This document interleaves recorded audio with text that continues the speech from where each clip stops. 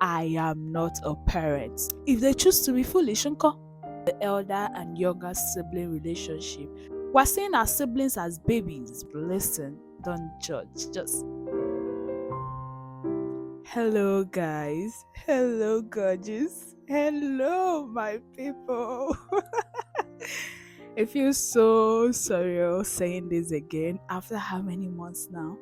Anyways, welcome and welcome back to my YouTube channel. It's me, your girl.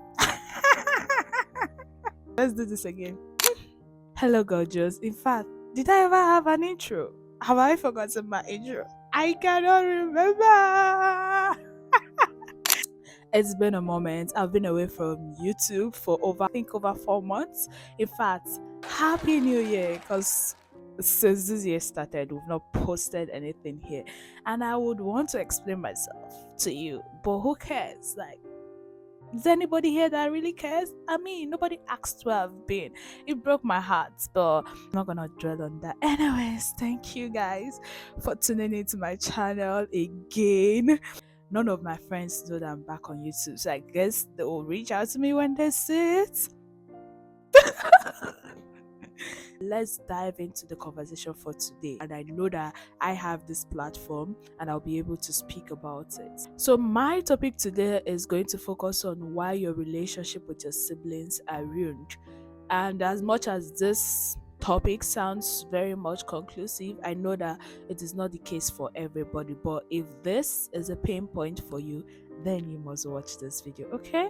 Okay. Before we dive in, I'll also add this disclaimer that my take would be focused mainly on the African family setting. So if you're a viewer and you're viewing from outside of Africa, it might not exactly apply to you. Now, number one, your relationship with your siblings is ruined because you act like a parent. And also, you should note that the dynamics I'm talking about here is the elder and younger sibling relationship. A lot of time, younger siblings will tell you that they don't have one-on-one relationship with their elder siblings. And most times, these relationships were ruined at the core of their foundation when they were growing up. There are so much expectations from the first child of the family, be you female, be you male. There's always so much expectation, and most times you also find yourself being the center of focus when your younger ones misbehave, and so you take the hit, you take the blame for it, and in response you sort of transfer that resentment to your younger ones. And even when it's not resentment, you just find yourself being more strict as a parent as opposed to just being a sibling. My take is you are acting parent to your siblings when you are just a sibling yourself.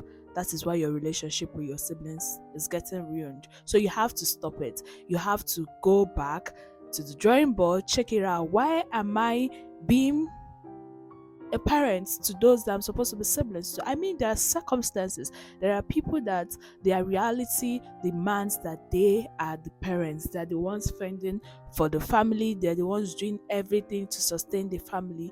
But then again, if you are sure that you want a regular sibling relationship and not parent-child relationship with your sibling, you should change your pattern. So when your sibling does something wrong, and you have to complain about it as the elder one, complain about it as the elder one, but not as a parent. And I know trying to draw the line is very, very tough. I'm honestly, because I'm trying to give an instance so that you can relate, but it's even tough for me to come up with something at the top of my head. But just know that you are not the parents. If you don't want your younger ones to begin to resent you, speak to them. In fact, call them, tell them, oh, this thing you did is wrong. If you're shouting because it's extra what they've done, you shout, but always bring them back. Don't act like a parent. You get what I mean when I say parents. You know how overly strict your parents can be, overly disciplined your parents can go when it comes to matters, when people fault, when their children fault. Stop using that same method. I know that that is what you understand the most because that is what you grew up knowing. I mean, first children are like the experiment children. There were nobody before them, so their parents just train them as almost as adults as well. Your younger siblings are the ones who get to experience siblinghood because they have you and another child in the household. So you have to relax. Tell yourself, I am not a parent today. Okay? I am a sibling, so I'm gonna follow my sibling accordingly. Number two reason why your relationship with your sibling is getting ruined is because you take their inactions and mistakes to heart more than they do. Yeah. This one particularly, it relates to me. I figured out that whenever any of my younger ones do something that pisses me off so much, I'm thinking about their future. I'm thinking about how this action is going to interfere in their future, how it's going to ruin their future, how I get more pained than the person who commits the offense.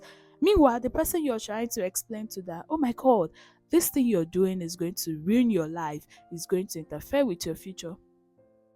They don't even see it that way.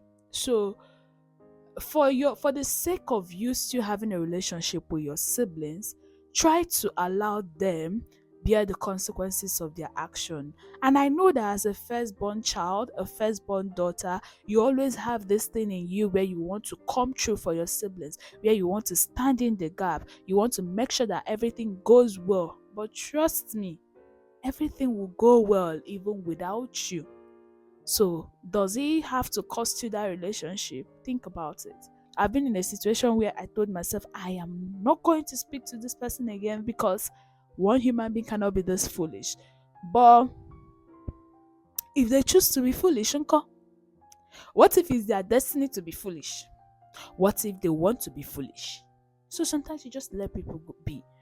I have also been at a point in my life where everybody is saying, don't do this, don't do this, don't do this. And I get to do it. And at the end of the day, even if it doesn't end well for me, I know that that is what I wanted to do. And if it ends well, I'm happy. I'm like, oh yeah, I proved you guys wrong. So I think we're seeing our siblings as babies. We're not seeing them as humans that have the capacity to think for themselves. If we begin to see them as humans that have capacity, you know how you treat your colleagues like, yeah, these people are adults, they know what they are doing. Treat your siblings that way too. Let them do what they want to do. When it's wrong, tell them it's wrong, but don't, because of it, ruin the relationship you have with them. Yeah. Number three, which would also be the final one before we wrap it up for today, is your siblings want to confide in you as a sibling and not as a parent. So most times when you feel they've committed something, you should be able to know when you're escalating it to your parents and when you're just keeping it to yourself as a sibling, as an elder one.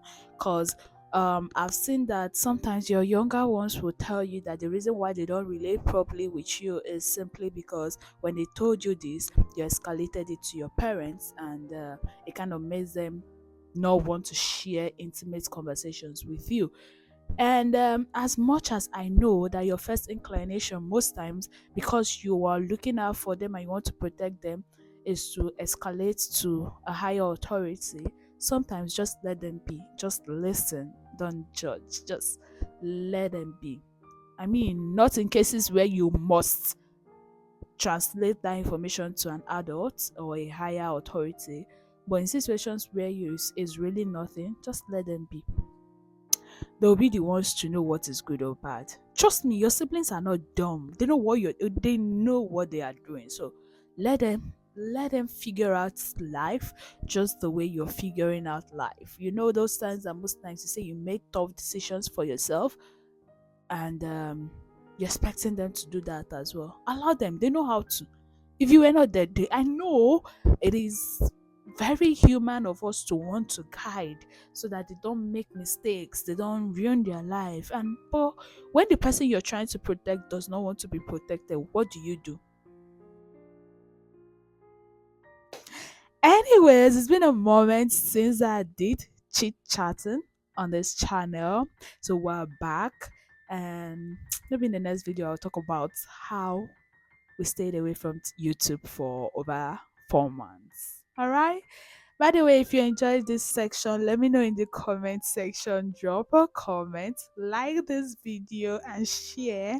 And Just do all those lovely, lovely, sweet things that you do on here on YouTube. And I'll see you in my very next one. I don't know when, but I'll see you in my very next one, okay?